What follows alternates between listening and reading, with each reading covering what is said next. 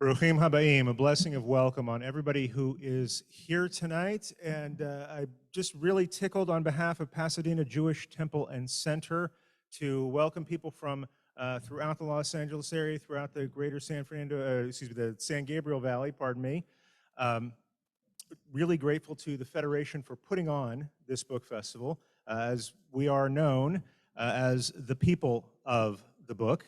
And not only that, even when we say our prayers, one of our prayers that we say every day in the morning, Baruch Shem Arvahaya Haolam, we bless the one who spoke and brought the world into being. Words are powerful. Literature is powerful. And historians have observed when other cultures built buildings, we told stories. And we're still here.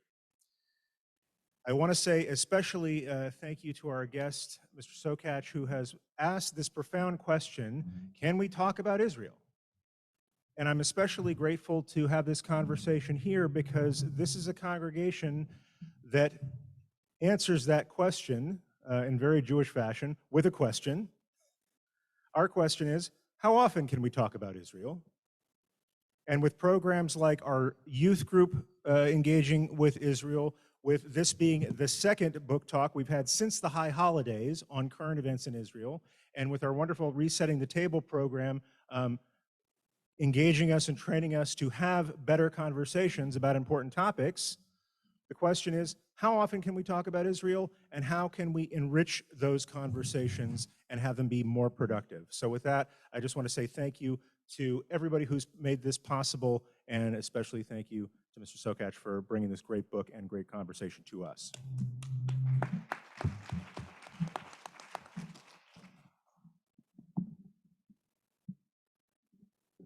Okay, you can hear me? No? Okay, thank you. Thank you, Rabbi, for that lovely introduction. And thank you, everybody, for coming. Good evening, everyone. And thank you to and from the Jewish Federation of the San Gabriel and the Pomona Valleys for coming to our 23rd annual book festival. My name is Linda Mazer, and Debbie Singer and I are co-chairing this evening. And we have another wonderful author. Ooh, back and forth. Is that okay? Anyway, okay, so before we get started, I wanted to acknowledge that it takes a tremendous amount of commitment and effort to put on this big 10-author series. And so I'm going to thank a few people. First of all, our dedicated committee, and we have several members of the committee besides Debbie and myself here, and I just want to say thank you to Myra Weissway in the back, Barbara Levinson, who checked you in, Wynn Langer, who's somewhere around here, and ex-committee person, Janet Caden, I saw here. So thank you. Also to our advanced readers, and also to the Federation staff, including our hardworking coordinator, Kim Benaji, who is in Israel doing this from there.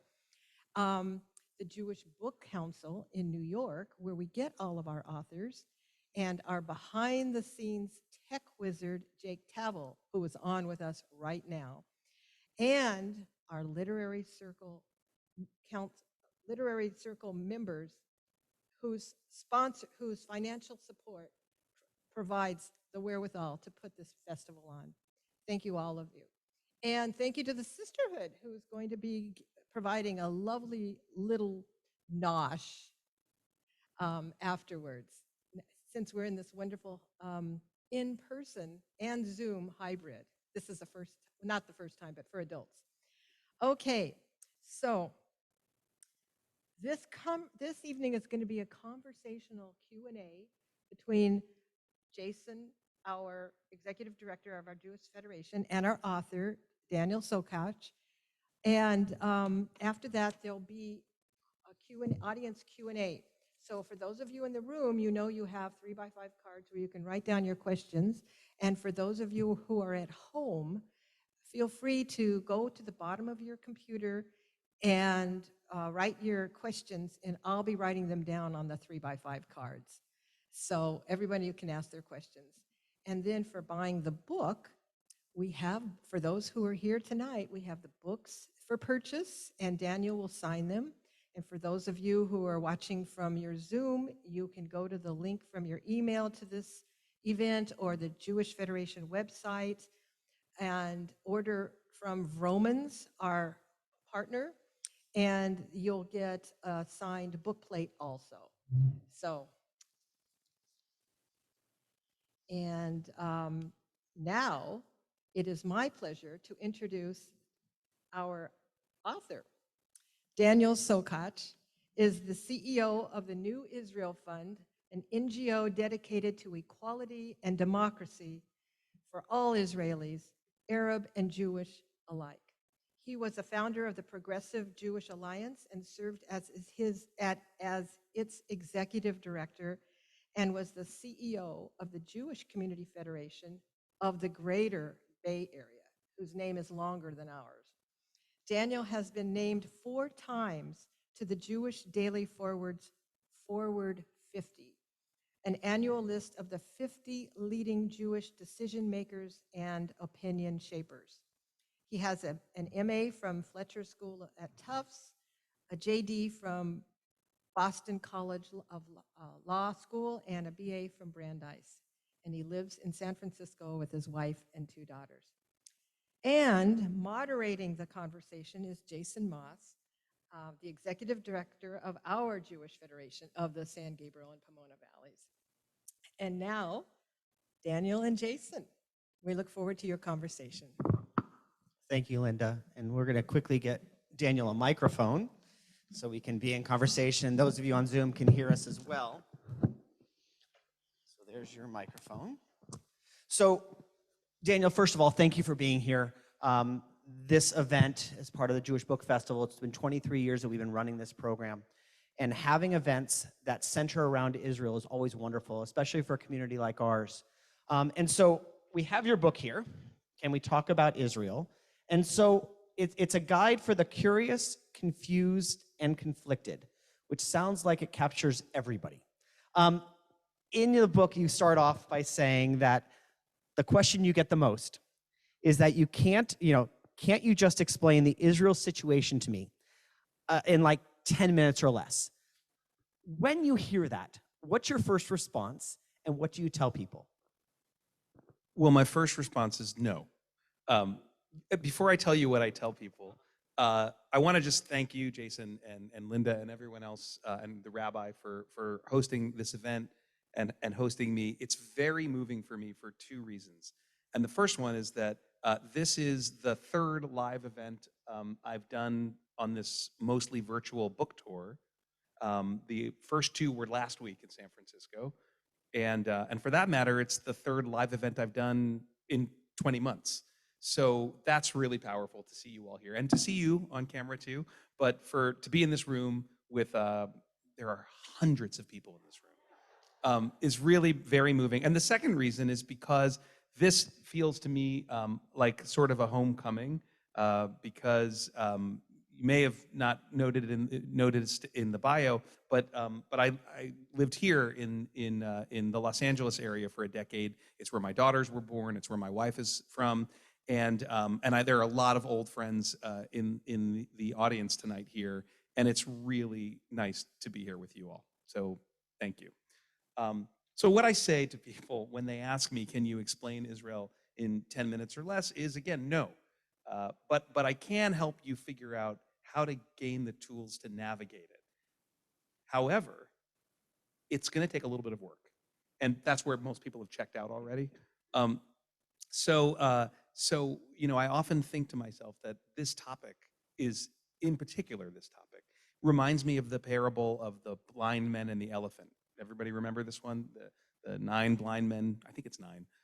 Let's make it 10, so it's a minion, right? They find an elephant in the jungle, and each one touches a part of the elephant and is sure that that's what the elephant is. An elephant obviously is a trunk, it's a tail, it's a leg. But of course, what they don't see is the whole elephant. And in this conversation, so often we come to it with deeply held, passionately held convictions, certainties that we've received from our education, from our parents, from shul or church or mosque, and the news that we consume. But really what we're seeing is just one part of the elephant. And so what I want people to try to do is to step back and see the whole elephant. The short answer of what I say is a quote from the Israeli peace activist and author, the late Israeli author, Amos Oz, who, and I quote this in the book, who once wrote that the justification for Zionism, for Israel, is that of a person who is drowning in the sea and who sees a plank floating in the sea and who swims to the plank. And Oz writes that by the laws of morality and nature, that person has a right to cling to the plank and to climb onto the plank, even if it means that he has to share the plank with the person who was already there when he got there, even if it means he has to shove that person aside if the person refuses to make room for him. But he doesn't have the right, Oz says, to push that first person off into the sea. And that's the neatest encapsulation of this conflict that I can think of. Great, thank you. So your connection with Israel has evolved over the years. Can you elaborate a little about what that connection's been like? And specifically, how that evolution has changed as you've engaged with Israel in a variety of different ways? Well, that's a really, really good question. I guess my relationship with Israel begins in a way that I'm going to guess is going to resonate with some of the people in this room, at least people who are Gen Xers and older, which is I read Leon Uris's book, Exodus. And then, and I, by the way, have the pleasure of having one of my old Jewish summer camp friends who lives in the area come tonight. And he and I and the other people at our Jewish summer camp in, and I'm not making this up, Zionsville, Indiana, were subjected on every rainy day to the movie version of Exodus. So my connection to Israel really begins with this story, which was so powerful. And then when I was 16, my family went on a mission, as they called it, with the United Jewish Appeal, which was still a thing in those days. And I was hooked. That was it for me. I went back the next year with my Reform youth group, and ever since I was hooked. Over the years, that relationship did change, and I guess it changed in a way that is perhaps analogous to how I feel about my own country, and maybe even, I mean, she's not here to listen to this.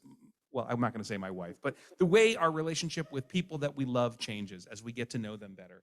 And so for me, just for me, right? The fact that I was learning Israel as my emotional relationship to it was deepening. The fact that I lived there for 2 years during the halcyon moment of the Rabin era, the Oslo Accords, and then the fact that I sort of watched them fall apart, all of this deepened in me a deep connection to the place, and one that was able to withstand the bumps and challenges that come with really getting to know a place. Because the fact is, Israel isn't the place that Leon Uris wrote about. It's a real country. It is sometimes in the right, it's sometimes in the wrong. And just like our own country, it does things that make you proud and things that make you depressed and things that make you crazy. And so my relationship with Israel, my growth when it comes to Israel, has evolved by really understanding that I can engage with this idea, warts and all, and that my connection to the place and the people isn't contingent upon how I feel about the government or even the policies. And that also doesn't mean that I don't have to actually speak up and lovingly, there's a concept in our tradition, tochecha, right, which sometimes is translated as loving rebuke. And I think that that is an appropriate role for all of us to play with things and people and places and ideas that we care about. Sometimes we have to give loving rebuke. So as you visited Israel, as you lived in Israel, what you're saying is that your relationship evolved as you got to know the country more and more, in a similar way that your relationship with anybody really evolves and adapts as you get to know them from the surface level to what you first see to really understanding who they are as a person in this case, but a country on the other hand. That's wonderful. You devote over half of your book to Israel's history, really how Israel got to where it is today. How critical do you believe that history is to understanding Israel today? Of all the questions that I get when I do these conversations, I've gotten that one several times, and it's the one I wouldn't have guessed that people would ask. And I like the question because it's one that I didn't really think about. Because for me, it was always axiomatic that, remember when I said that this is one of those subjects that people feel so strongly about, and it's so personal, but they don't have the whole story. They have, if you're an evangelical, dispensationalist, Christian Zionist, you have one story. If you're a liberal California Jew, you have another story. If you're an Israeli ultra-Orthodox person, you have a third, and so on and so on. And it seemed to me, and then there are plenty of people who were sitting on the sidelines who were looking at all of these people who feel so strongly, and they're afraid, intimidated to sort of step into what feels like an emotional and intellectual minefield. So it seemed to me that that one thing that was important was if at least for me in the book I wanted to write, was that if you, the reader, I was imagining, want to engage with this, you should know a bit about you should know what you're talking about. Right? And so it seemed to me super important that the first part of this book be a digestible, accessible, honest, I hate to use the term fair and balanced because it means something different now, but an attempt to really portray the deep connections that these two peoples have to this place. And because of who I am and where I come from, and because of what the dominant narrative is in our country and in our community, I pay a lot more attention to the Jewish part of the story, not because I think it's the more important one, but because I think that is the narrative, again, that is most important in America to Jews and non-Jews alike, and one that's in need of re-examination and re-evaluation. So I felt like you gotta know what you're talking about in order to have an intelligent discussion about the more controversial subjects that I then address in the second part of the book. It's interesting because in a time and place right now where fact is coming into question, you kind of gave a basis point of saying, look, these are the facts, and let's now, instead of reflecting on them as a cause, you look at them and say, okay, they're there. Now, how are we reacting to what the history was, good or bad, no matter what it is? And I think it's important to understand. So let me put you on the spot for a moment, because I think this book, although you didn't articulate it, I think is an important aspect for people to understand. And that is, what do you wish more people knew and understood about Israel? Being that they're confused, being that the issue is complex, what do you wish people really knew? And I'm talking not Jews, non-Jews, I'm talking people as a whole. That's another really good question, and there's a lot of answers that you're making me think about, but I suppose if I had to choose one, what I want people to know, and what I hope they come away with if they read this book, is a real appreciation for the very real, and I would argue, totally legitimate connections that both of these peoples who are in conflict have to this place. There's a lot of time and energy and resource spent on all sides of the conflict trying to obviate or wish away or hide that connection and that legitimate feeling about this place. And there's a chapter in the book called "The Map is Not the Territory," where I go through the attempts that, again, both parties to this conflict have made to try to convince themselves that the other side isn't really what it says it is. And my feeling about that is, let's say argue it. By the way, neither side is right, right? When Arabs and Palestinians say there's no historical evidence of Jews in the old city of Jerusalem or the Second Temple, that's just ahistorical nonsense. When some Jews say there's no such thing as a Palestinian people, they all came 2 generations ago, that's just nonsense. But let's assume for a second that those things were true. They're not true. What difference does it make? You have millions of people who have as profound a connection to that place as any of us have to where we live, to California, to the United States. And most of us are probably not natives. We're probably not the indigenous residents of this place. So what I hope people take away with is they walk away with a sense of compassion and respect and understanding to the very real connections that these two peoples have to this place, and an understanding that trying to undermine, deny, obviate, or bury those connections is a losing argument. And the only way forward is to accept them and then figure out where to go from here. Great, thank you.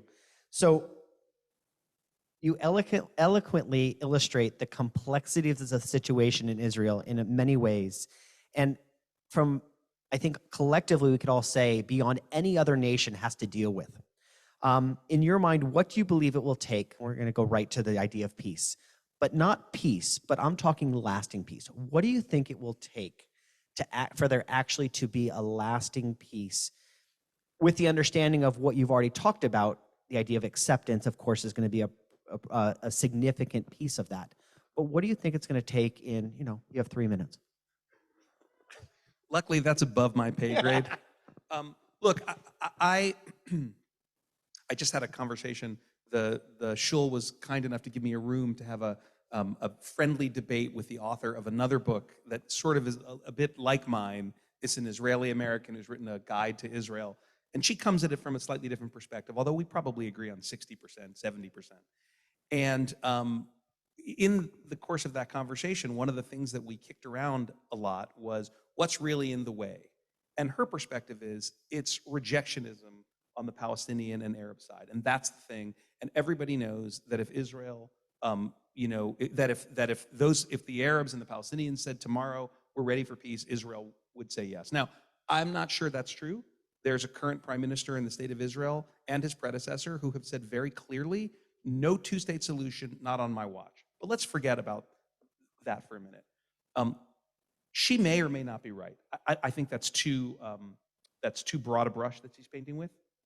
But what I would say is Israel, and those of us, especially in the Jewish community who care about and support Israel, there's very little we can do about what the Palestinians or the Arab world is doing on its part, on its side. What Israel can do, what we as people who care about Israel can do, is encourage the kind of cheshbon nefesh, right? Like an examination of what's going on the Israeli side that creates obstacles. And this is uncomfortable, and some of you may really disagree with me, but I would argue that the inability of Palestinians and Arabs to accept Israel into the region is one of the root challenges and one of the root problems to peace. I think it's one of the reasons why things fell apart when Israel made genuine offers in the 90s and then onward. And I think that Palestinian society is riddled with problems, bad leadership, militancy, fundamentalism. But I think on the Israeli side, and this is where the other author and I clashed a bit, for 54 years, Israel has occupied the West Bank. Some people don't like the word occupation, which, again, strikes me as odd. In 2005, 2004, Ariel Sharon, the prime minister of Israel, known as the bulldozer, the guy who was the godfather of the settlements that were built after 1967 on the land Israel conquered in the Six-Day War, he stood up in the podium in the well of the Knesset, and he said, you may not like the word, and he said it in Hebrew, so there's no misunderstanding. The word is kibush. You may not like the word, but that's what this is. This is an occupation, and it's bad for the Palestinians, and it's bad for us. And I think that the occupation, but more than occupation, the settlement enterprise, and here's where we may disagree, but we can do it civilly, as the author and I did, is at the heart of our side of the problem, or I should say the Israeli side of the problem. Because this is a long answer to your short question. I'm probably at 4 minutes now. No, you're good. It's okay. I still believe I know it's the vogue now is to say the two-state solution is over, it's too late, it can't happen. I don't think that's a reflection of anything other than the current moment that we're in, right? It may or may not be true. But in fact, the problem as I see it is not a problem of political creativity in terms of resolving the conflict. It's a problem of political will. And you've had too many people on either side, and also in this country, and we're needed still, who have not had that as their first priority, whatever their lip service may be, on all sides of the conflict. Sometimes they do have that as a priority, sometimes they don't. But I don't think that the two-state solution, which is still, in my opinion, the most likely of all the impossible resolutions, it's also probably the most realistic of those resolutions. So when you say, what do I see? I think a two-state solution. When the question is, well, what's in the way of it? I think it's a lack of political lack of political will. And on the Israeli side, I think that has to do with the settlement enterprise, right? And I'll just finish by saying, in the year since 1967, Israel has moved almost 700,000 Jewish Israeli civilians over the Green Line. When the war was over, the legal advisor to Prime Minister Levi Eshkol said to the administration in Israel, by the way, he said, we've conquered this territory, but we can't build settlements. You understand that, he said, right? That's a violation of the Fourth Geneva Convention, right? Which forbids a conquering power to move civilian population into territory it's conquered. Israel has argued that international law really does allow it to do that because, among other reasons, they say we can't really be occupying a territory that wasn't clearly sovereign as the West Bank wasn't before we occupied it. But that's not accepted by anyone in the world other than Israel. And the official position of Israel's best friend, the United States, with the brief moment of exception in the Trump administration, has been that the settlements are either illegal or at worst or at best an obstacle to peace and inappropriate. So I think, again, I'm not taking the onus off of what the Palestinian Arab side has to do. I'm talking, though, as someone who cares about Israel.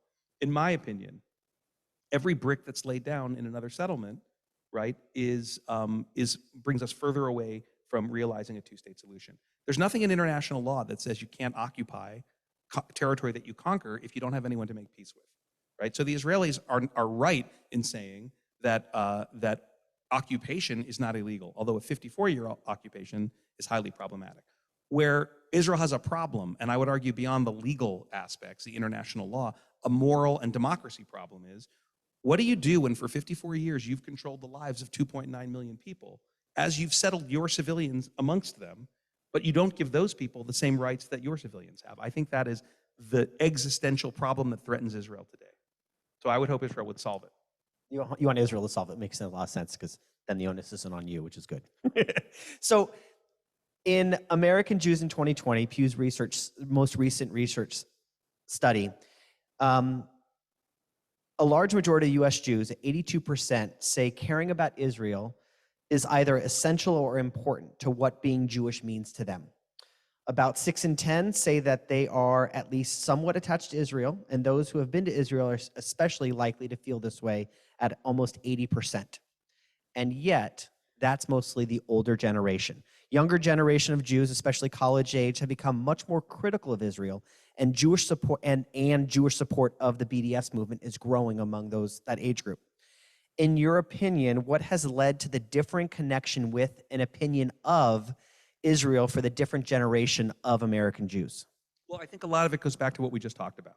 And again, I'm a Gen Xer, and I am the last generation of American Jews who got to witness, in my case, I had the great privilege of actually being there for a moment of Israeli history that was, very easy to be in love with. So I wasn't around for the Six-Day War, and I wasn't around for the founding of the State of Israel, but I was there for that moment when Israel reached its hand out to the world and the world extended its hand back, which ended with the assassination of Rabin in 95, and then the Second Intifada and the terrorism of those years, which collapsed everything and buried the hopes of that process. What blows my mind are the young people I meet today, the activists with New Israel Fund and other organizations who still care about Israel. Because we, all of us who are older, at least have a different experience of engaging with Israel. And we lived through periods where it was much easier to love the place, to be blunt. I think it's a lot harder for young people today. And I think that people often say Israel has a PR problem, and that is true and may well be true. But Israel also has, in my opinion, some real policy problems. Just like any other country, by the way, like our own country, in my opinion. Trying to respond to the PR aspect of the problem, but not address the policy. And there I'm really talking, again, not solely, but mostly about this question of what is compromised when you have a 54-year-old occupation, right? And young people see this. They see right through it. They don't want to talk about cherry tomatoes and high tech, or they don't only want to talk about it. They want to talk about what they're seeing on the news and reading. And here I'm not talking about anti-Israel propaganda or the BDS movement. They're talking about what they see, and they're deeply uncomfortable with it. And some of them will drift into radical anti-Israel camps, right? But many of them will just say, I don't want to have anything to do with this anymore. Because what I'm hearing from my community and what I'm seeing on the news is not consistent with what I was told. Do folks know who Seth Rogen is? So he's a Hollywood actor, Jewish guy, and he got in trouble in some circles maybe a year and a half ago, when he said in an interview with a podcast host here in the LA area, actually, he said something along the lines of, he used vulgar language, which I won't use and can't remember, but he sort of said, I don't give about Israel, and they lied to me about that place. It's not what they said it was. And people were furious with him. But my feeling was, I kind of know why he's saying that. This is a guy who's probably 10 or 15 years younger than me. And I get why he's in that position, because I feel that we as a community have often failed our young people, because we don't teach them Israel warts and all. Because we don't teach them, look, Israel's a real place. It's not a fantasy. It's not Jewish Disneyland. It's not the Leon Uris book. It's a beautiful idea that was that was necessary because of the history of the Jewish people and the persecution of the Jewish people, and it's imperfect, and we can talk about it like that, just like we can talk about our own country like that. And I think when we don't do that, we make a terrible mistake, because then our kids get to college and they confront this stuff. And rather than say, I have the tools to actually forge a positive, powerful relationship with this place based on reality. They say, you told me Israel was always right, never wrong, and now I see this stuff. And guess what? Sometimes Israel's wrong, right? Sometimes we're wrong in America. And that doesn't mean that you lose faith in the idea behind it, or the people, or the place. And we don't equip our kids like that, and they don't have the memories that we have. And I believe that's why they're walking away. Yeah, I think you're right. I think the idea that the older generation had the idealistic aspect, and also that idea of striving for, we were working so hard for Israel.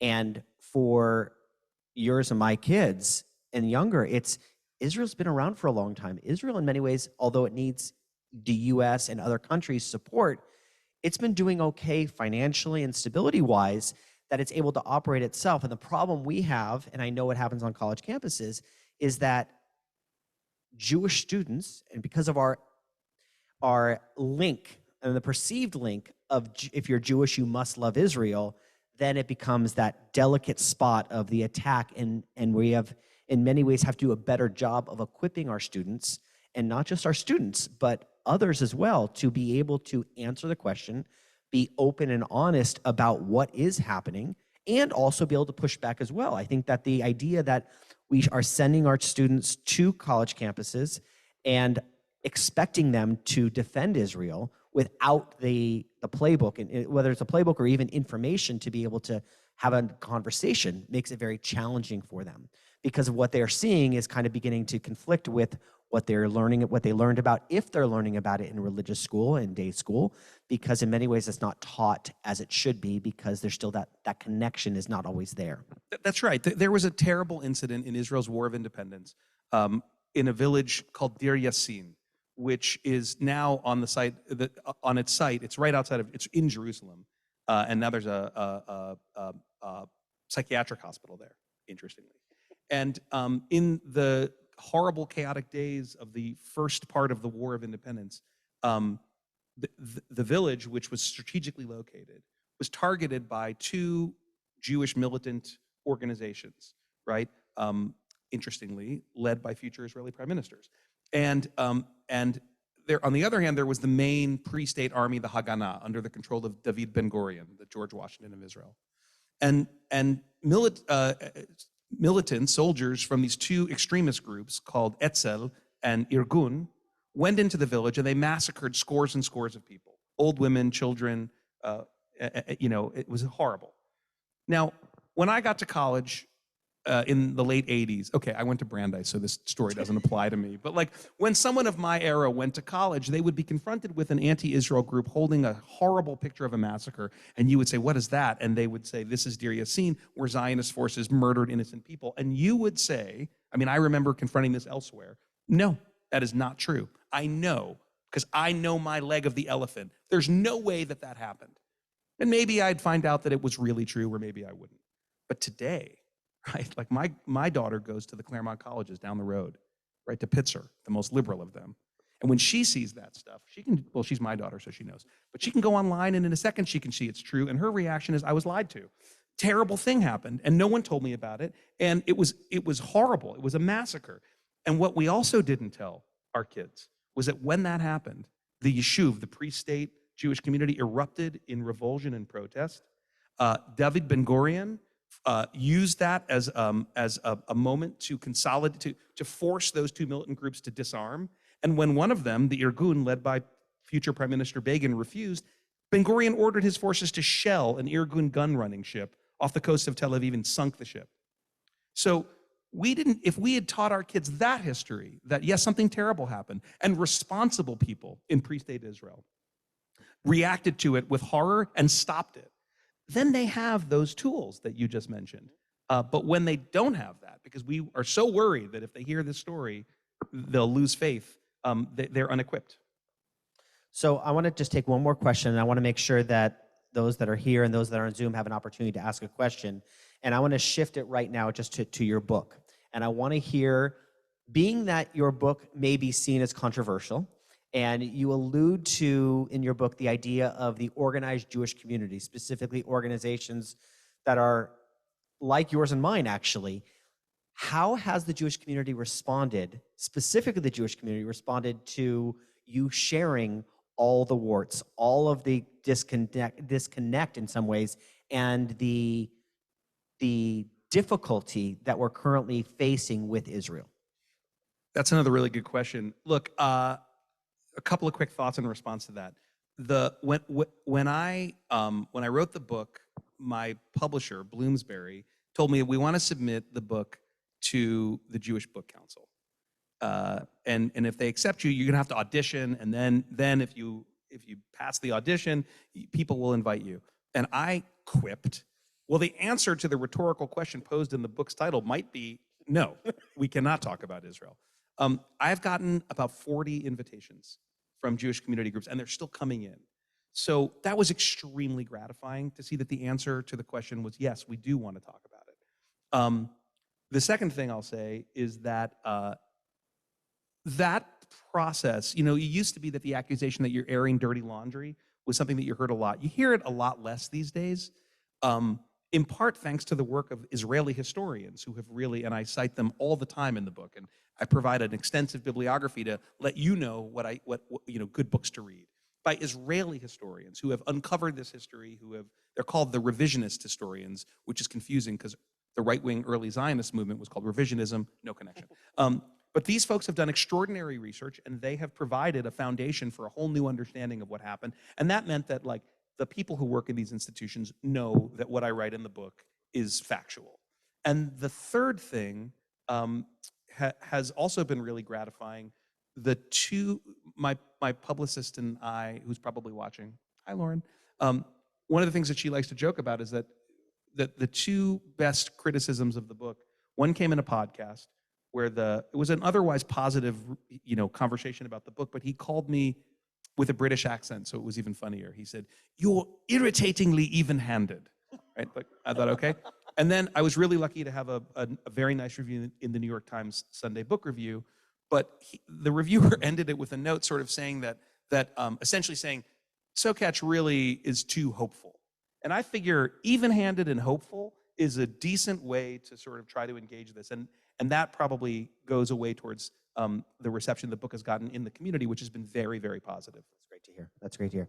Okay, do we have any questions specifically from those that are here? As we're getting them, I'm going to quickly ask one other question as we're collecting them, and then that way I can look at them too before I ask Daniel, not to really cull them in any way. But what do you feel is as I mentioned earlier, there's a direct perception that Jews support Israel. And we also know that when issues happen in Israel, the Jewish community faces an enormous rise in hatred and anti-Semitism and anti-Semitic events. That challenge, of course, is because as American Jews, we have differing opinions, and yet we're seen as having one unified voice. Can you address that a little bit and how you think we need to handle that? There's a word for that when that happens to us, and the word is anti-Semitism. Right? People often ask, there's a chapter in the book which is called The Other A Word. The second part of the book, I try to do a deep dive into some of the more challenging, controversial issues that define this debate, about which people have such strong emotions and about which I want them to inform themselves in the first part of the book. So one of them is the question of when does anti-Semitism cross the line when does criticism of Israel cross the line into anti-Semitism? And what I really wanted to write was the Potter Stewart answer to that question. You all remember that one? Former justice, the late justice on the US Supreme Court, Potter Stewart, when asked about pornography, how do you define what's pornography? He said, I know it when I see it. But that's not enough for this. And Rabbi Jill Jacobs had a wonderful piece in the Washington Post a few years ago, which I credit, and then I sort of annotate it and add some more things. Sort of, how do you know when criticism of Israel crosses the line into anti-Semitism? So criticism of Israel's policies, even strident, fierce criticism, is not on its face anti-Semitism. In fact, what I say in the first line of that chapter is criticism of Israel anti-Semitic? And I write no, and then parenthetically I write except when it is, right? And so one of the things that I look for is just what you said. When people conflate American Jews, or not American, Jews in general, with what Israel does, or critically, what they think Israel does, or what they've been told Israel does, and when you conflate Jews with that, that's anti-Semitic, especially when you blame them for it. So I guess, perhaps that's a surprising answer for me, but I think that is one of the things that we need to be vigilant about in this conversation. Too often, people, I'm going to say my side, by which I mean the American Jewish community and the leadership there, too often there are attempts to label any criticism of Israel as anti-Semitic, and we have to speak out about it. And Israelis sometimes fall into that trap, and sometimes they do it intentionally. But equally so, sometimes criticism of Israel can be veiled anti-Semitism. And the fact is, we all need, if we want to engage with this conversation, to acquire the tools to be able to discern which is which. You can't just brush off criticism of Israel as anti-Semitic. You can't blame people's opinions of Israel when they think badly of Israel or its policies or its government on anti-Semitism. And you can't just assume that there are no anti-Semites out there who are camouflaging their perspectives about Israel with hatred for Jews. Okay, great, thank you. So I'm gonna try to do this rapid fire. I'm keeping an eye on the time. So what part does the law of return play in the irreconcilability of the Israeli-Palestinian positions? Okay, very good question, questioner.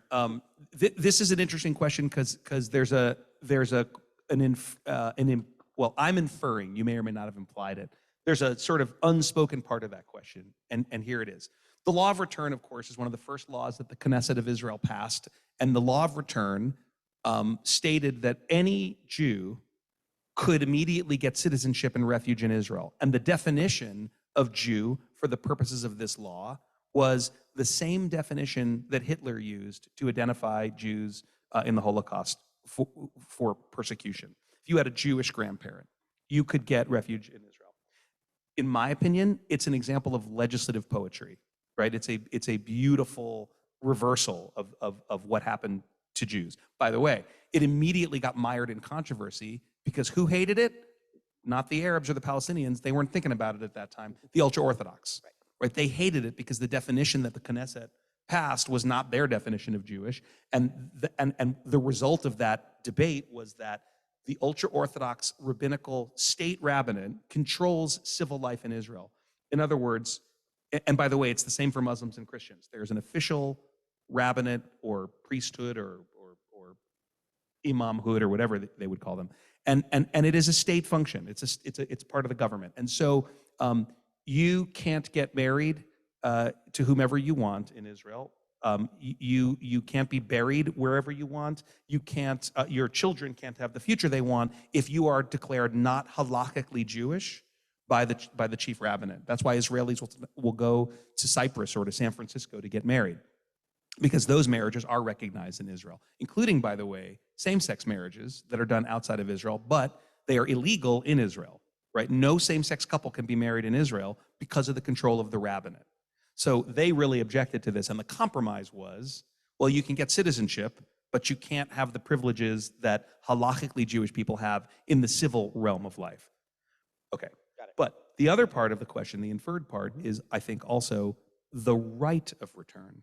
And that's a phrase that is used by Palestinians and has been endorsed by international law, including the United Nations, which says that the Palestinians who were forced or who fled their homes due to the Israel's War of Independence in 48, 49, which Palestinians refer to as the Nakba, the catastrophe of their dispossession, that they should have a right to go back. And those two pieces, the law of return, right, and the Palestinian right of return, are seen with enormous suspicion by both sides of the debate. Because Israelis feel like if you have a right to come back, and not just you who left in 48, but your descendants, then, if you come back to your homes, first of all, we live in your homes. Sorry, but it's true. And second of all, you could vote this place into Palestine once you had the adequate numbers, right? And the Palestinians say, you're giving some guy from Brooklyn or the San Gabriel Valley or Moscow or Buenos Aires the right immediately to move back here when I'm not allowed even to go from my village to see my cousin in another village in the West Bank.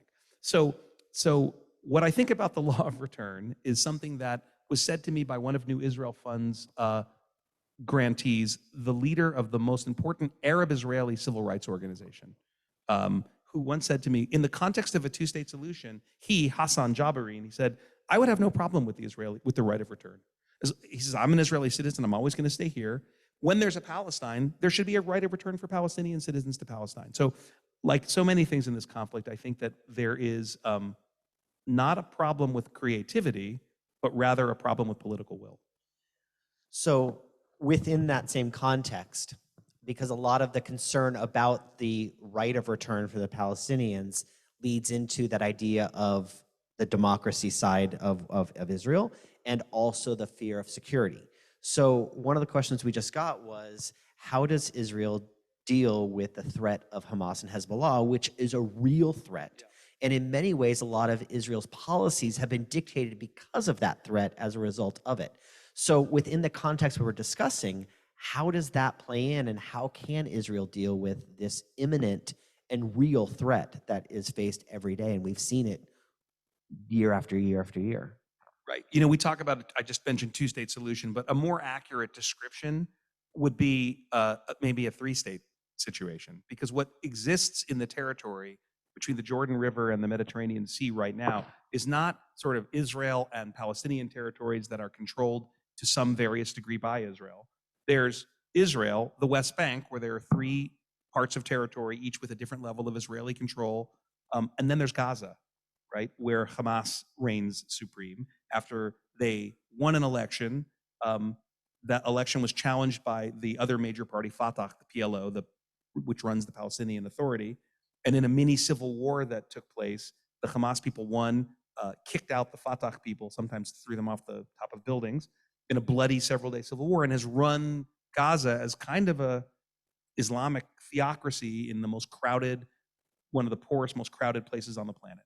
So there is no easy answer to the politics of Hamas, the PA, Israel.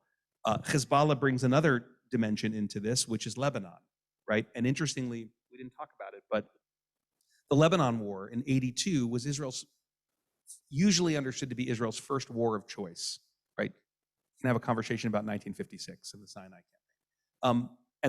And that was, in Israel, the event that mobilized major sort of peace activism, which reached its apogee during the Oslo years and then collapsed after the assassination of Rabin and the Second Intifada.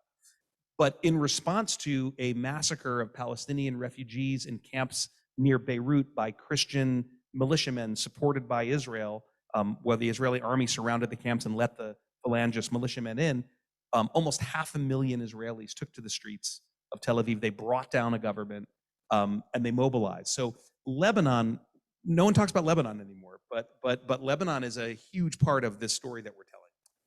There, you know, so what does Israel do about these threats? I don't have a great answer to that. You know, you have to be vigilant. You can't, you know, Hezbollah is not a reasonable state actor, and Israel withdrew from its security zone that it patrolled, and it's done kind of what it can do when it comes to Hezbollah. I think Hamas is more complicated, and Gaza. What I will say is this: certainly Hamas does not provide an existential threat to Israel, nor does Hezbollah, although Hezbollah is a real threat. And people think since the second Lebanon war, a decade ago now, more, you know, the Iranians and the Syrians have armed Hezbollah so that they have missiles that can reach anywhere in Israel. So while it's not an existential threat, it's a very real threat. All I'll say about it I would never minimize those threats. They are, of course, not the crux of the issue that I raised earlier, which is where Israel can clean up its house, which is in the West Bank and with the settlements. I think a lot of it is that convoluted aspect that if it's happening in the Middle East, it's got to be all related to the Israeli-Palestinian issue, because we haven't even brought up Iran, and we're not going to. But the idea that it's convoluted with that as well, because Iran is funding and providing arms and weapons to these groups because of their individual existential hope that Israel is wiped out off the face of the earth, and if they can use their proxies to do that, it's better for Iran. So I want to give you an opportunity, because of the work that New Israel Fund is doing. It's going to be a two-part question. I want to hear, because what I understand about New Israel Fund is that you're helping the people in Israel. And irrelevant of the policy, irrelevant of everything else, it's basically, as a true NGO, going in and helping those in need and the organizations in need to fund the organizations that are trying to make a difference in the lives of people that live in Israel, the occupied territories, and in general in there. So I want to give you an opportunity to talk about that. And I also want you to elaborate a little bit based on the question we got is that what more could synagogues and communities do to educate themselves besides buying your book? And it's all, everyone should buy his book. That'll do it if you just all buy the book. Yeah. I'll settle. To make themselves more aware, because a lot of what we're hearing, of course, people are getting their information is from social media, news outlets. And if we have time, I want to ask you a question about that. But let's start with first, what's the work that New Israel's Fund is doing? And then as a flip side also, what can we as communities be doing to better prepare ourselves for what's going on in Israel? I mean, just a very quick word about the last point you make, which is not our conversation. I don't know, you didn't ask me, but I do not know what to do about the social media challenge that we face. And forget Israel. I don't know what we do about it in our own country. Like, if there's an existential threat to our way of life, to our democratic civilization in Israel and in the States, it is that. And I have no idea what's to be done. So someone has to write a book about that. Someone needs to write a version of my book about that, but it's got to be someone who's a lot smarter than me. So right, New Israel Fund is the largest organization supporting liberal civil society organizations in Israel. And so one way of thinking of it is we're the engine of the and by civil society I mean that ecosystem of nonprofit organizations that represent marginalized and minority voices, that champion for the folks who can't champion for themselves, whether or who help organize and strengthen and build strength amongst those communities, whether they are marginalized communities or people with disabilities or minorities, Bedouin women, Ethiopian Jewish youth at risk, new Olim from countries. NIF works to strengthen the community grassroots organizations in those communities. We also support those organizations that are representing the founding values of Israel, which are democratic liberal values. If you don't believe me, check out paragraphs 13 and 14 of Israel's Declaration of Independence, right? So we support those organizations that are working to defend people's civil rights, their freedom of expression. We work to support organizations advocating for LGBTQ rights. And this changes over the decades. NIF is now 42 years old, Ephraim. By the way, Ephraim here is the local director of NIF in Southern California. So if you have any questions, there he is. In the early decades of Israel Fund, and by the way, it's always somewhat controversial, and I'll explain why. You can't even believe it now, but in the earliest decades of New Israel Fund in the 80s, NIF set up the first rape crisis. They were called battered women shelters in those days, rape crisis centers in Israel. And there was terrible controversy around it. Why? Can anyone guess why NIF came under fire for building the first rape crisis centers?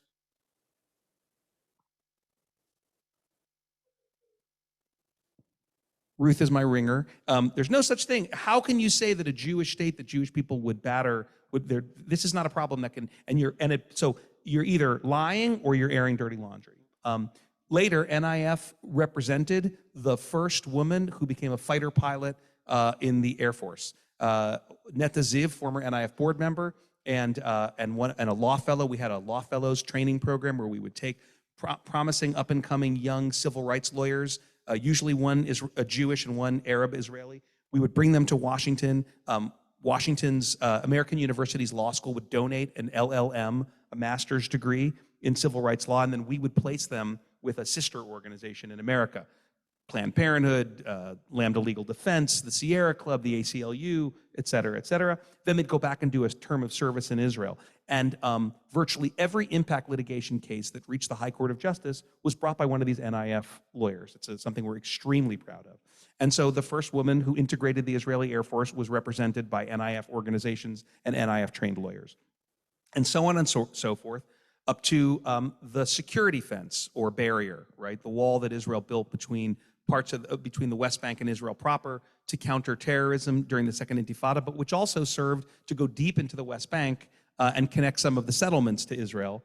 And one of our grantee organizations went to the High Court and said the wall is cutting off purposefully or or negligently Palestinian villagers from their farmland, and they have no way to live. And the Supreme Court said, we would never tell the army whether there needs to be a security fence or not, but we will tell you, you got to root it around their farms. You can't separate them. So that's what NIF does on the ground in Israel. Where it becomes controversial for some people is in two main realms. Well, there's three realms, not in this room, I'm guessing, but we support and represent the non-ultra-Orthodox attempts to have a pluralistic Jewish life in Israel. So two of our main grantee organizations are the Reform Movement's Religious Action Center in Israel and the conservative movement, the Masorti movement in Israel.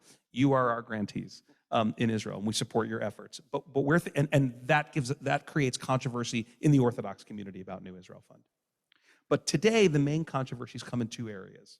One of which I think is understandable, although obviously I disagree, and one of which I think is, I don't want to say unforgivable because I'm a forgiving kind of person, but I think is truly not understandable. The one that's understandable, but I think wrong, is that NIF supports Israeli human rights organizations that monitor what's being done in Israel's name in the occupied territories, in the West Bank. And remember, there's over 600,000 Jewish civilians living in towns and cities built over the Green Line in an area that is not Israel, amongst 2.9 million Palestinians, and they're treated as completely different people, different peoples, right? One has all the rights and privileges of citizenship, and the other group has none. Whatever you think about this, you think it's justified, you think it's wrong, the inequitable nature of that arrangement causes all kinds of problems, and NIF's human rights organizations document them and then often represent Palestinians in Israeli courts, which are military courts, because that's where Palestinians in the West Bank go when they have to seek redress or when they're called into Israeli courts. I understand why that's very hard for people. Not for everybody, but for some people, because the job of human rights organizations in Israel or America or Mexico or Ukraine is it's to comfort the afflicted and afflict the comfortable, right? It's to hold a mirror up and to say, this is what is being done in our name. How do you feel about it? So I understand why the Dick Cheneys of the world used to hate the ACLU for reporting on what was happening in Guantanamo Bay. I think that the ACLU was incredibly patriotic for telling us what was being done in our name there. But I get that difference, and I get it in Israel. I get that people have big problems with human rights organizations. There I like to quote, Hillary Clinton, when she was Secretary of State, did a beautiful defense of New Israel Fund at the Saban Forum in Washington a few years ago, saying, look, human rights organizations are pesky, but we need them. Democracies can't function without them. And one of our greatest champions in Israel, and I'm very proud of this, was the former president, Reuven Rivlin, a man of the right, a Likudnik, but a Democrat, who said Israel needs the New Israel Fund because all democracies need watchdogs. So I get that one. I don't agree with it. The one that's unforgivable for me, that people criticize us for, is NIF works and is the leading engine of support for attempts to build a truly shared society in Israel, to recognize that Declaration of Independence imperative that Israel be a homeland for the Jewish people, that is an equal, open society for all of its citizens, regardless of who they are. And there, I'm utterly unapologetic, right? If people don't like NIF because we believe that Israel will be judged by the way it treats its minority citizens, that's like saying, I don't like organizations that are working on behalf of Black Americans or minority Americans because they don't have the same rights as all other Americans. So those are the two areas where I'm just being honest, where we spark controversy. I appreciate it. And again, I'm watching the time, and I think what we've been able to understand is first of all, the complexity. We all knew the complexity, and to expect to get all the answers in about a 1 hour's time is not realistic. But I think that, and I think you would support this idea, that the more that people be open and honest, the more that people are willing to have conversations and listen to the other side, whatever that other side perspective is, to make themselves aware and to educate themselves, the better opportunity will be to get that idealistic aspect. And what I know that NIF is doing is kind of that mirror and raising people's awareness. And I want to express a true appreciation for you sharing some time with us, but I want to give you one last chance. If there's anything we haven't covered yet that you feel is important to share, either from your book or about the work that NIF is doing, or really what is now happened since you've published in Israel, I want to give you an opportunity to share that in the next minute. Okay, well, thank you for that. And I'll go back quickly to what you asked that I neglected to answer, which is what can we all do? And really there, I think it's what you said, Jason. I think that if we want to be in this discourse, in this debate, and we want to defend Israel or we want to criticize Israel, we should know what we're talking about. And so I think that, one takeaway that I hope people take away from this conversation in the book is you can do that. It's not, it isn't scary to actually sort of understand what's really happening and form intelligent opinions based on what's really happening. I think that's very important. But the other thing I want to say is I end the book with a chapter called The Case for Hope. And, this can be a depressing conversation for a lot of people, but the antidote to that for me personally is going to Israel and being in the field with these incredible organizers and activists. One of them, whose story I tell, is an Arab-Israeli woman called Maysam Jaljuli, who grew up in a village, and when she was a teenager, Meir Kahane, a radical American-born racist rabbi who was later kicked out of the Knesset by Yitzhak Shamir, a Likud prime minister, banned from serving in the Knesset because they were found to be racist and inciters of violence against Arabs. They called for the forcible removal of Arab citizens of Israel. And Kahane organized a march to her village. Buses of right-wingers came, and she was terrified. And the villagers, terrified, went to the gates of the village and decided they'd form a human chain against the Kahanists who were coming to their village. And as they stood there, buses and vans and cars from neighboring Jewish cities and communities, we're talking about in Israel now, we're not talking about the West Bank, started showing up. And Jewish villagers and neighbors and kibbutznikim from neighboring communities showed up to stand with them.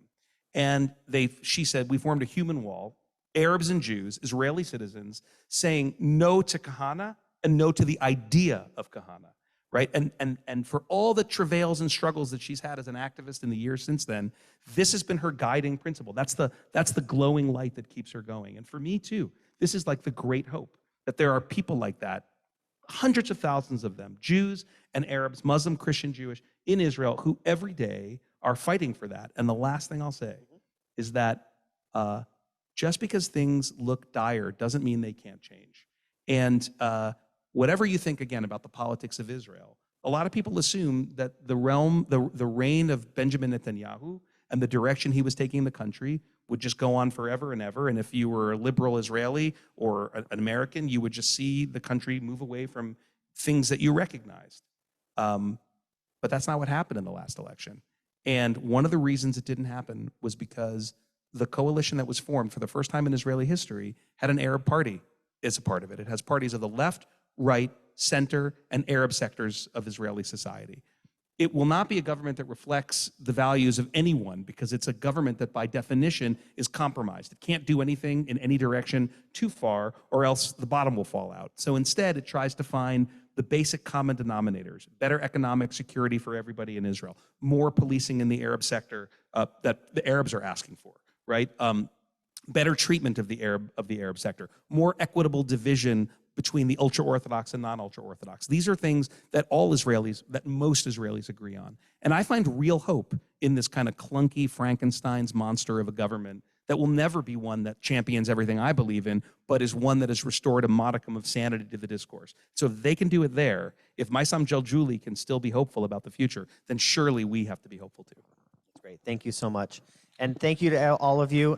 Debbie's going to close out the event. I'm sorry we couldn't get to everyone's questions. There were a lot of great questions. We did have a limited amount of time, but please continue asking those questions and raise the issues. And I think the more we can do that, the better. So I'm going to hand the microphone over to Debbie, or Daniel's going to. So thank you, Daniel, for indulging us and enlightening us and for nudging us to take part in this very important conversation. I highly recommend Daniel's book, which can be purchased tonight right here and is also available from Vroman's Bookstore in Pasadena. And the name of the book is Can We Talk About Israel? On behalf of the Book Festival Committee and the Jewish Federation, I thank you all for being with us tonight and supporting all of our events. A special thanks again to the Sisterhood of PJTC for providing us with the refreshments they're serving at the moment in a most unique way in these most challenging times. A lot of thought went into the dining plan for tonight, and we're very grateful to Nancy and her crew. We're also grateful to PJTC for hosting this event tonight, and a special shout out to our tech crew for for making it all happen, and that would include our own Jason Moss. Behind the scenes, Jake Tavel. Hi, Jake, again. And the Gordons. Thank you so much for your help. And please join us for our closing event next Saturday night. Ira Rosen will present his book, The Ticking Clock, behind the scenes at 60 minutes. Should be really exciting too. So enjoy the rest of your evening, and thank you so much.